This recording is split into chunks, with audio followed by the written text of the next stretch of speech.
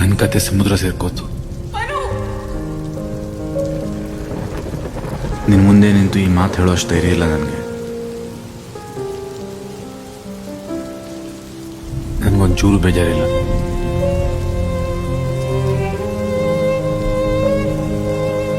ನಾನೇನು ಒಪ್ಪನೆ ಹೋಗ್ತಾ ಇಲ್ಲ. ನಿಮ್ಮ ಮನಸ್ಸಿನ ಸಣ್ಣ ಪುಟ್ಟ ಪೀಸ್ಗಳನ್ನ ನನ್ನ ಜೊತೆ ತಗೊಂಡು ಹೋಗ್ತಾ ಇದ್ದೀನಿ.